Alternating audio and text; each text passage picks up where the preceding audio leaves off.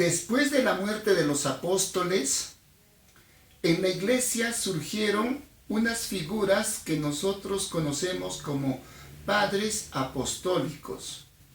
Estos padres apostólicos en realidad eran discípulos de los apóstoles y estos se encargaron de seguir transmitiendo las enseñanzas que habían aprendido directamente de los apóstoles. En esta lección estaremos hablando de uno de esos padres apostólicos que nos ayudará a comprender de mejor manera cómo fue la iglesia de aquel entonces, los problemas por los cuales estaban atravesando, y de alguna manera vamos a tratar de identificar las enseñanzas que encontramos a través de Ignacio de Antioquía.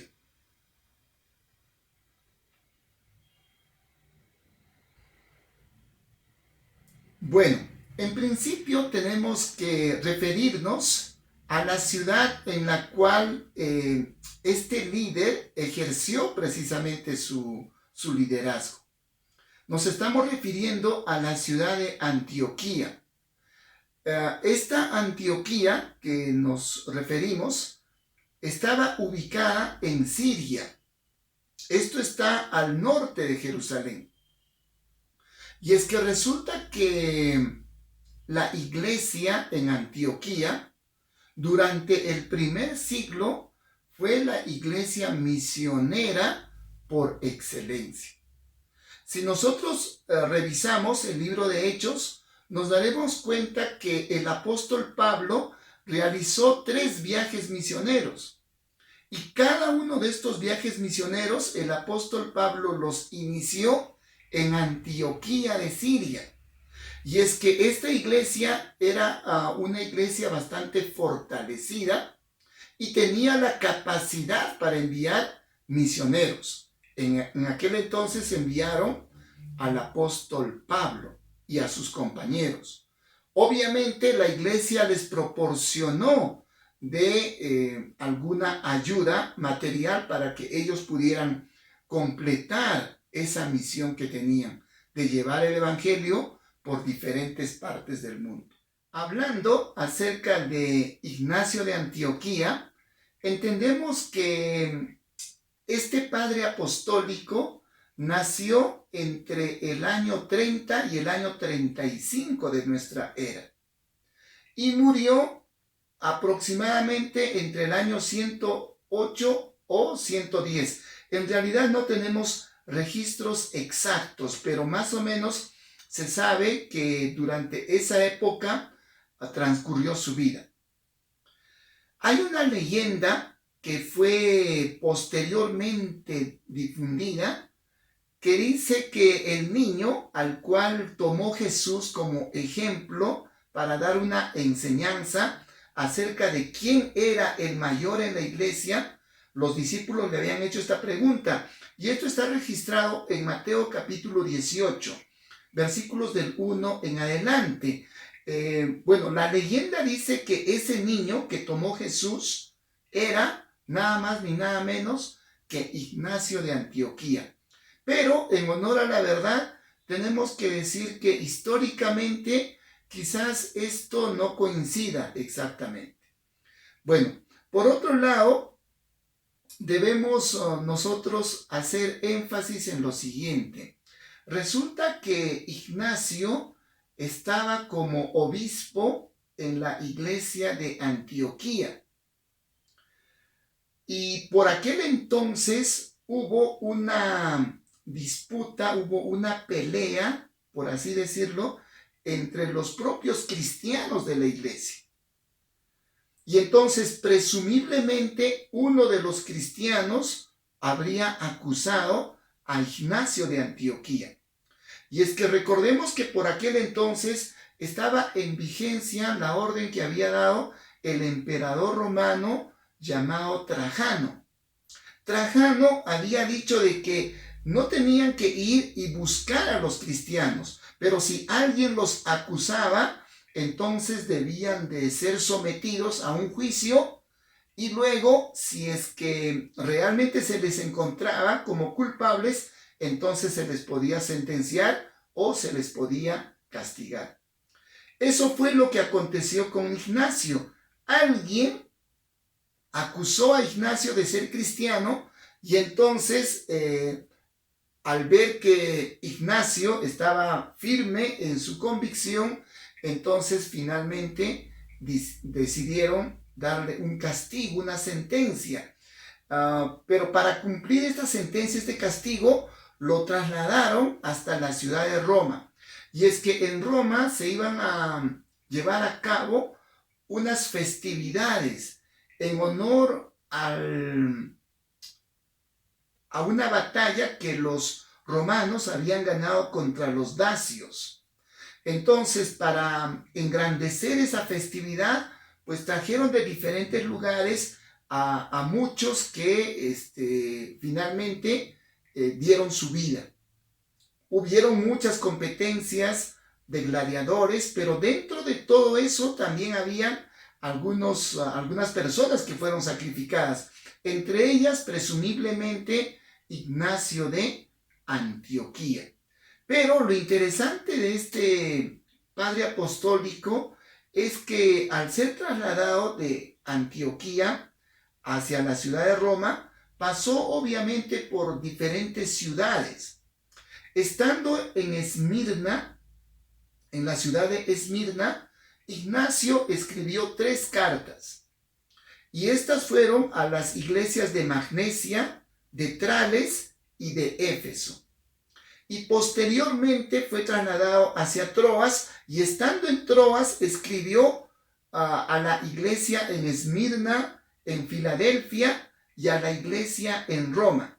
Pero también escribió una carta al obispo Policarpo, por aquel entonces obispo de Éfeso. Bueno, entonces en total Ignacio de Antioquía escribió 7 cartas. Ahora, estas cartas que nosotros tenemos de Ignacio son una fuente bastante importante para que nosotros podamos darnos cuenta de cómo era el cristianismo al final del primer siglo y comienzos del segundo siglo. Ahora, respecto a la ejecución de Ignacio, en realidad no sabemos nada porque no existe ningún registro, pero entendemos que probablemente Ignacio murió martirizado en la ciudad de Roma. Ok, bueno, después de haber hablado sobre este punto, este tema acerca de la vida de Ignacio, muy cortamente por supuesto, ahora vamos a enfocarnos en algunas enseñanzas que nosotros encontramos en las cartas que él escribió. Como ya les había mencionado, Ignacio escribió 7 cartas. Y en estas cartas vamos a encontrar valiosa enseñanza. En esta oportunidad nos vamos a enfocar únicamente en 5 enseñanzas principales que nosotros encontramos en los escritos de Ignacio de Antioquía. Pero ante todo, antes de continuar, debemos hacer la siguiente aclaración. Cuando nosotros leamos las cartas que escribió Ignacio de Antioquía, no debemos pensar en lo absoluto que se trata de escritura sagrada, en lo absoluto. Simplemente son escritos de un discípulo de los apóstoles, que nos da valiosa información, valiosa enseñanza, pero de ninguna manera debemos pensar que se trata de escritura sagrada. Bueno, tomando esto en cuenta, ahora vamos a ver algunas enseñanzas. Bueno, la primera de ellas la encontramos en la carta que escribió Ignacio a los Efesios. En el capítulo 5, bueno, las cartas de Ignacio también fueron divididas en capítulos y en versículos. En ese entender, en el capítulo 5, versículo 3 dice: aquel que no viene a la reunión común, es decir, a la reunión de la iglesia, ese ya es orgulloso y se juzga a sí mismo. Pues está escrito: Dios resiste a los orgullosos. Entonces, en principio estamos viendo que para Ignacio de Antioquía, aquella persona que no se congrega es en realidad porque se trata de una persona soberbia. Es una persona orgullosa. Y entonces, por el hecho de ser soberbio u orgulloso, dice que a sí mismo se condena. Y es que debemos considerar que durante los primeros años del cristianismo era muy importante para los cristianos congregarse, así como lo tiene que ser para nosotros, cada primer día de la semana. Todos los cristianos en el primer siglo se reunían y también nosotros debemos de continuar congregándonos para alimentarnos con la palabra de Dios. Dice el texto bíblico en Hebreos capítulo 10 versículos 24 y 25. Y considerémonos unos a otros para estimularnos al amor y a las buenas obras, no dejando de congregarnos como algunos tienen por costumbre, sino exhortándonos, y tanto más cuanto veis que aquel día se acerca. Entonces, como estamos viendo, para Ignacio de Antioquía era muy importante que los cristianos se congreguen el primer día de la semana. Y lo mismo también tiene que ser para nosotros. No debemos dejar de congregarnos. El hecho de que estemos atravesando por una pandemia o el hecho de que estemos atravesando por alguna dificultad no debe ser impedimento para seguir congregándonos. Esto es algo que le agrada a nuestro Señor, pero es también importantísimo para nosotros. Recuerden lo que nuestro Señor dijo: no solo de pan vive el hombre, sino de toda palabra que sale de la boca de Dios. ¿Y dónde es que encontramos ese alimento espiritual?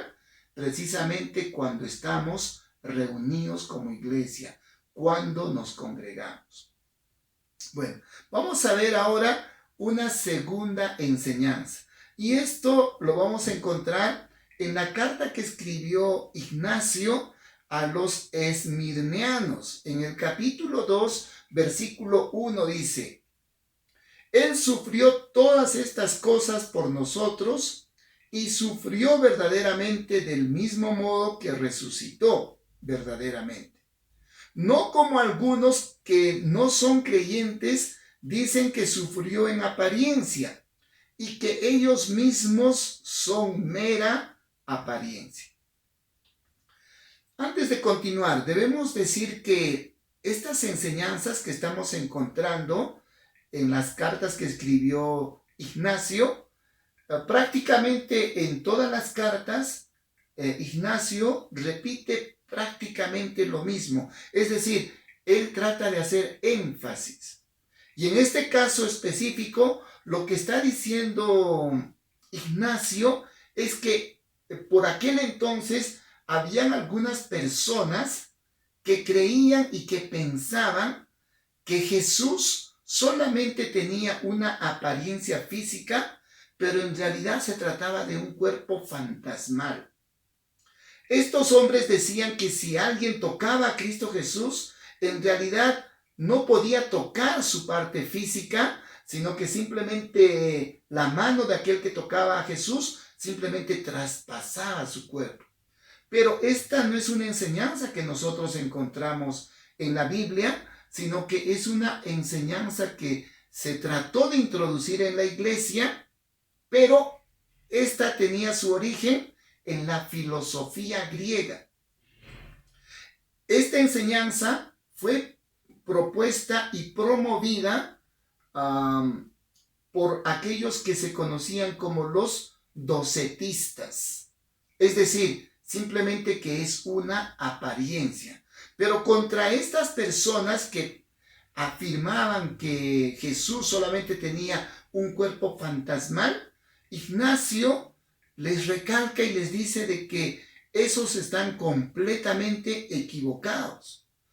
Pero no solamente fue Ignacio aquel que batalló contra esa herejía, sino que el propio apóstol Juan, en Primera de Juan, capítulo 4, versículos 2 y 3, nos dice: en esto conoced el Espíritu de Dios. Todo espíritu que confiesa que Jesucristo ha venido en carne es de Dios. Y todo espíritu que no confiesa que Jesucristo ha venido en carne no es de Dios. Y este es el espíritu del anticristo, el cual vosotros habéis oído que viene y que ahora ya está en el mundo. Entonces, tanto el apóstol Juan como también estamos viendo en el caso de Ignacio de Antioquía, vemos de que ambos se oponían a esa corriente falsa que afirmaba que Jesús solamente tenía un cuerpo físico en apariencia. Y está diciendo bien claramente que aquel que propone eso no es de Dios.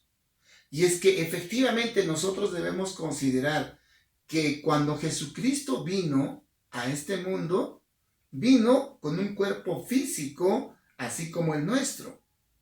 Pero cuando resucitó Jesús, también resucitó con un cuerpo físico. Un cuerpo que las mujeres, por ejemplo, pudieron abrazar los pies de Jesús y besar, que los apóstoles pudieron tocar, y que ese cuerpo también pudo degustar un alimento. Entonces, afirmar de que Jesús tenía un cuerpo solamente en apariencia es ir totalmente en contra de la enseñanza que nosotros encontramos en la palabra de Dios. Bueno, ahora nos vamos a enfocar en una tercera enseñanza. Y para esto vamos a leer la carta que escribió Ignacio a los esmirnianos en el capítulo 8, versículo 1, dice: allí donde aparezca el obispo, allí debe estar el pueblo. Tal como allí donde está Jesús, allí está la iglesia universal. Bueno, de este texto que escribió Ignacio de Antioquía, que como lo repetimos, como lo dijimos al principio, no se trata de escritura sagrada. Es un documento que nos da valiosa información, pero de ningún modo debemos de pensar que se trata de escritura inspirada por el Espíritu Santo. Simplemente son enseñanzas de un discípulo de los apóstoles. Y en este caso, en este versículo, nosotros podemos encontrar algunas enseñanzas que son muy importantes.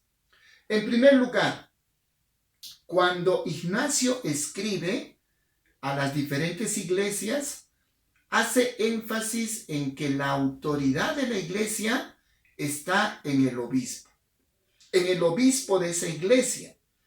Pero de ningún modo nosotros vemos de que algún obispo de aquel entonces hubiese tenido la supremacía sobre la iglesia repartida por todo el mundo de aquel entonces. No había ningún obispo que tuviera esa importancia, esa autoridad sobre el resto de las congregaciones, sino que cada iglesia, por medio de su obispo, era independiente.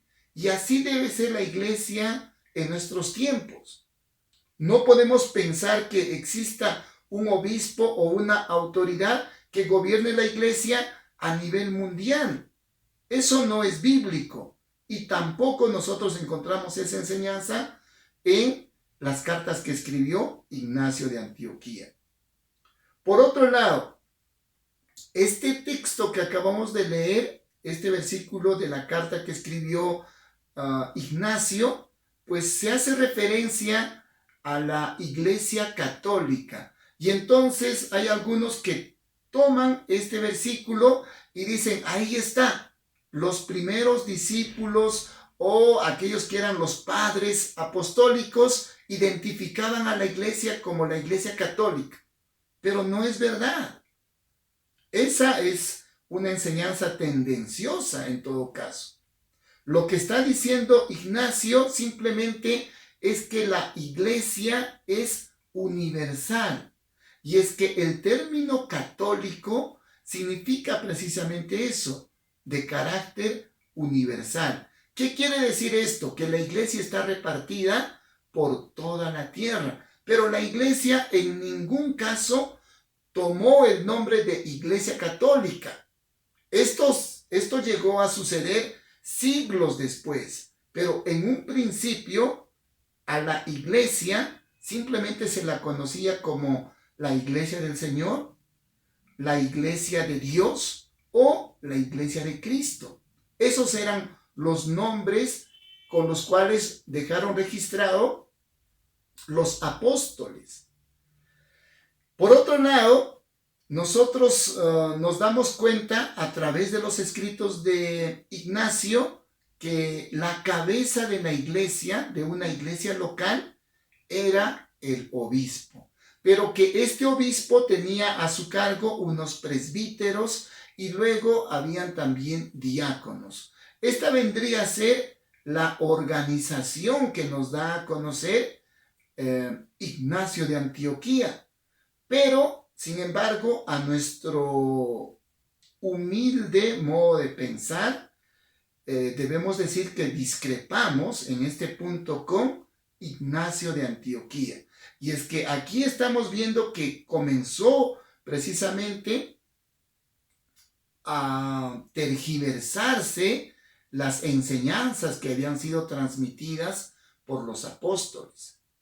Según el texto del Nuevo Testamento que nosotros encontramos, si leemos Hechos de los Apóstoles, las cartas que escribió el apóstol Pablo, las cartas que escribió Pedro, nos daremos cuenta que la organización de una iglesia estaba únicamente a través de ancianos y diáconos. A los ancianos se les conocía también como obispos o como pastores, pero en todo caso es una sola función. Y esto lo podemos ver con claridad en varios pasajes. Por ejemplo, en Hechos capítulo 20, versículo 28. En Primera de Pedro, capítulo 5, versículos del 1 al 5. Ahí específicamente, intercambiablemente se utiliza el término anciano, obispo y pastor.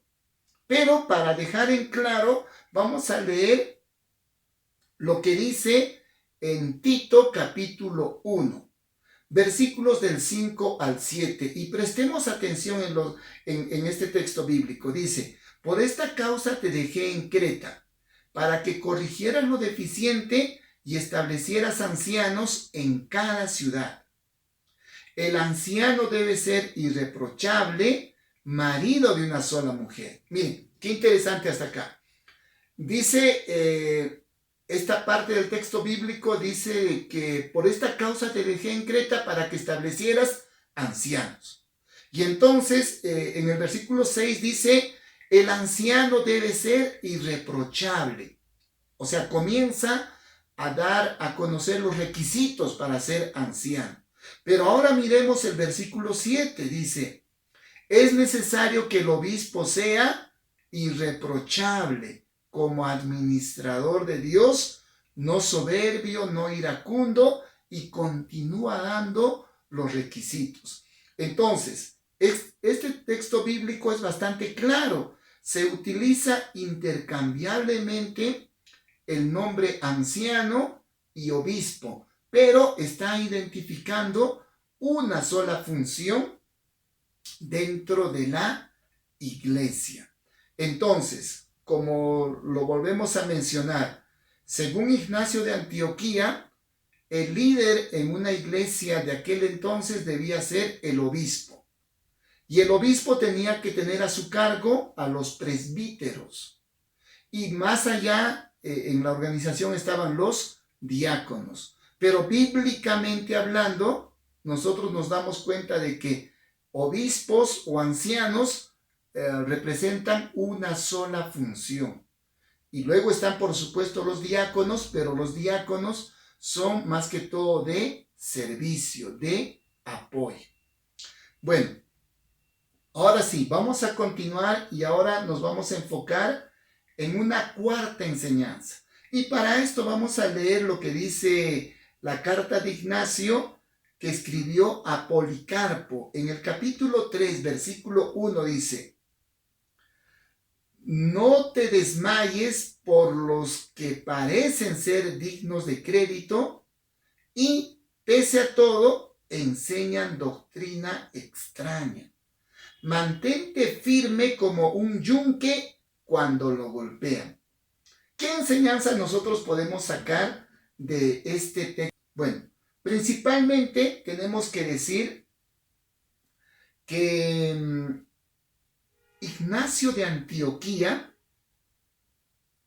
estaba tratando de animar, en este caso a Policarpo, que no se deje engañar por aquellos que traen una falsa enseñanza, una falsa doctrina. Y esto es muy importante entenderlo, sobre todo en nuestros tiempos. Hoy en día han aparecido muchos profetas, muchos maestros, muchos pastores, muchos que incluso se denominan apóstoles y que nos están trayendo enseñanza tergiversada. Lo que está diciendo Ignacio es que no te dejes engañar, no desmayes, no te desanimes. Dice, mantente firme para poder resistir esas falsas enseñanzas. Es decir, nosotros no debemos aceptar a cualquiera que venga y que nos traiga una enseñanza distorsionada de la palabra del Señor. Cuando usted escuche algún estudio bíblico, cuando alguien le presente alguna enseñanza supuestamente basada en la palabra de Dios, usted está en la obligación de examinar. Usted debe de ver si es que realmente se trata de una verdadera enseñanza o le están tratando de engañar. Y esto mismo nosotros podemos ver en la carta que escribió el apóstol Pablo a los Gálatas.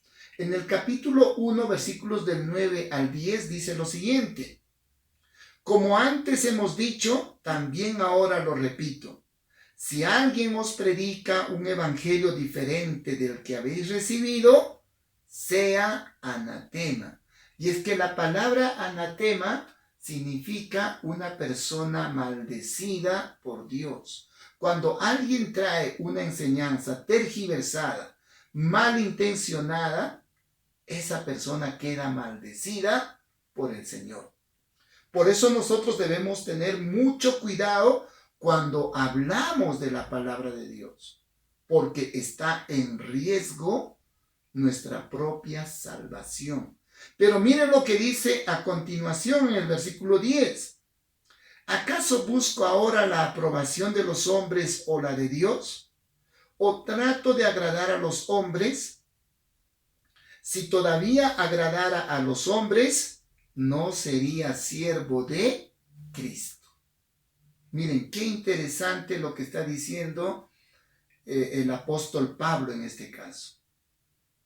Dice, si agradara a los hombres, no sería siervo de Cristo. Y es que muchas veces nosotros tenemos la tentación de no denunciar a aquellos que traen una falsa enseñanza. Hay veces uno dice, bueno, con tal que predique de las cosas de Dios, pues los vamos a dejar. Pero no debe ser esa la actitud correcta de un cristiano. La actitud correcta de un cristiano tiene que ser la de defender la verdadera doctrina, la verdadera enseñanza que hemos recibido a través de Cristo Jesús. Esto es muy importante, mis queridos hermanos, y en esto está haciendo énfasis Ignacio, así como hicieron énfasis prácticamente todos los apóstoles, en pelear por la verdadera doctrina, por defender las verdaderas enseñanzas que fueron transmitidas primero por nuestro Señor Jesucristo y posteriormente por los apóstoles. Bueno, ahora nos vamos a enfocar en una quinta enseñanza. Y para esto vamos a leer la carta que escribió Ignacio a los Romanos, el capítulo 4, versículo 1. Dice así: escribo a todas las iglesias y hago saber a todos que de mi propio libre albedrío muero por Dios, a menos que vosotros me lo estorbéis. Os exhorto, pues, que no uséis de una bondad fuera de sazón.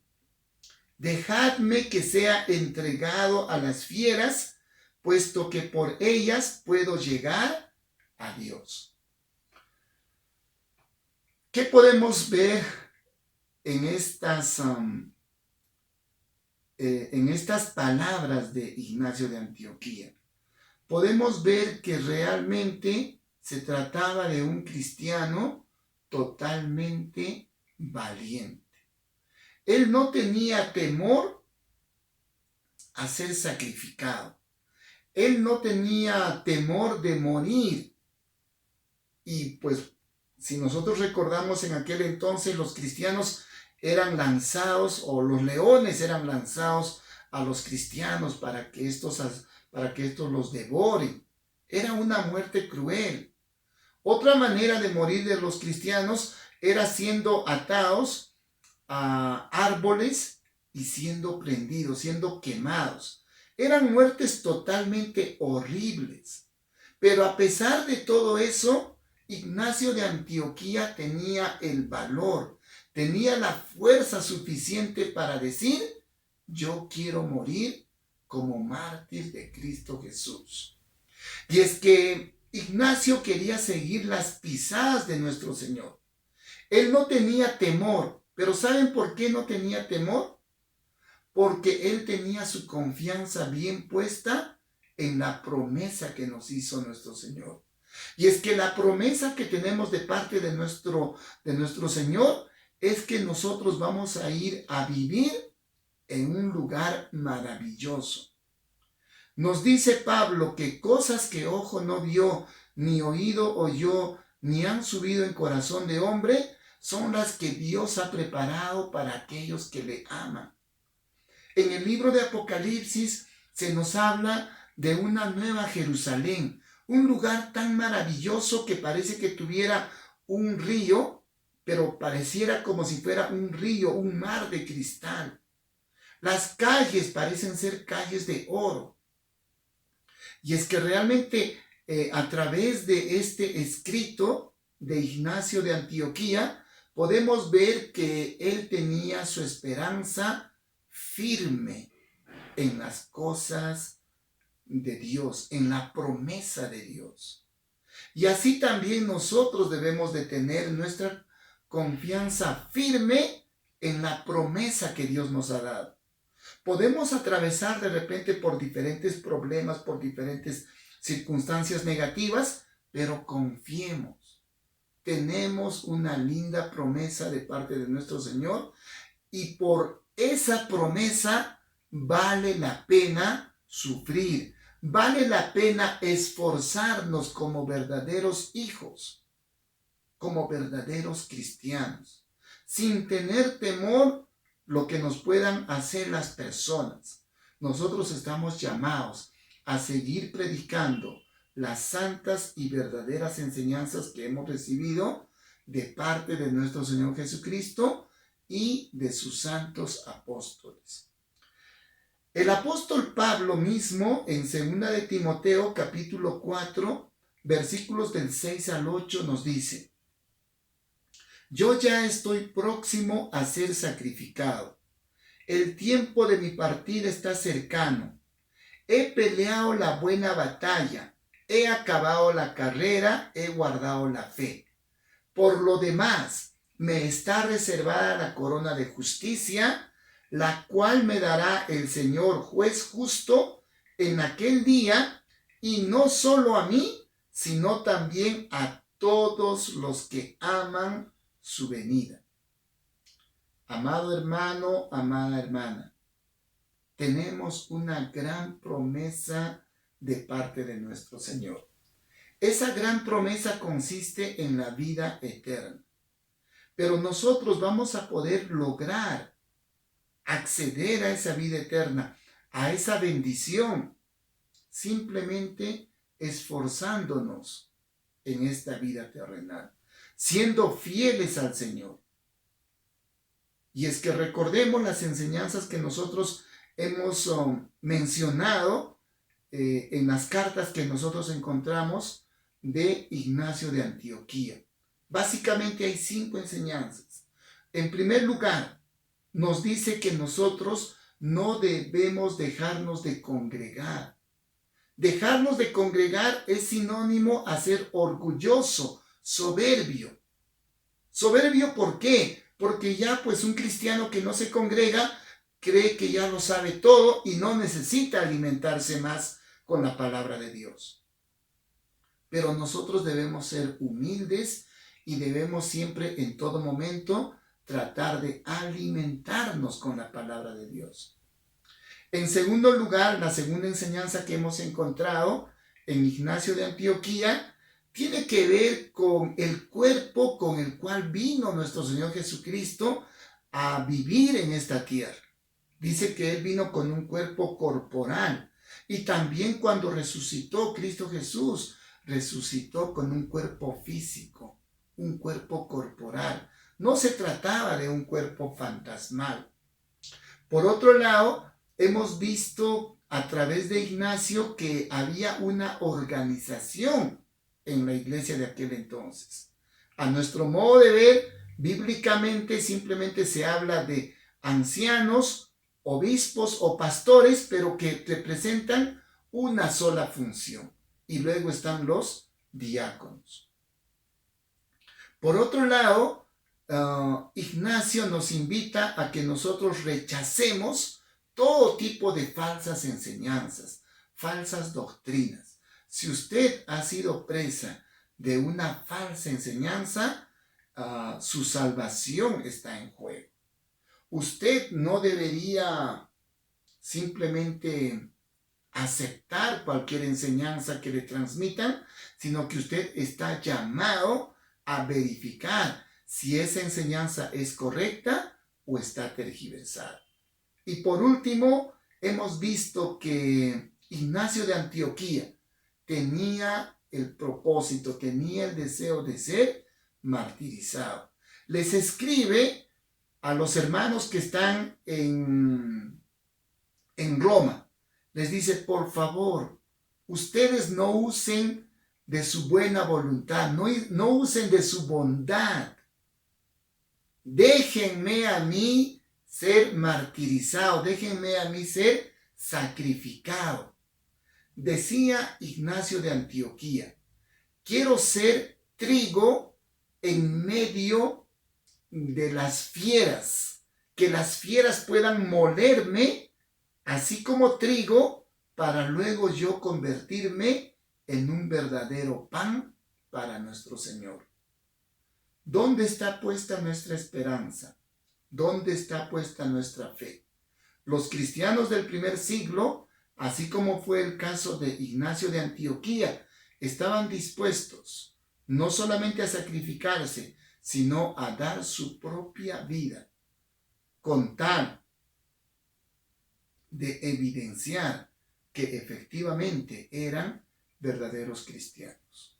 ¿Y usted, cómo está su cristianismo? ¿Cómo está su relación con Dios? ¿Está correcta? ¿Será agradable ante los ojos de Dios? Y si no, pues tratemos de corregir. Porque mientras tengamos la oportunidad, podemos corregir cualquier mal comportamiento. Solamente cuando nuestra vida termine, ya no habrá más esperanza, ya no habrá más modo de poder enmendar cualquier cosa negativa que hayamos hecho. Que el Señor nos bendiga. Te exaltaré, mi Dios, mi Rey, y bendeciré tu nombre.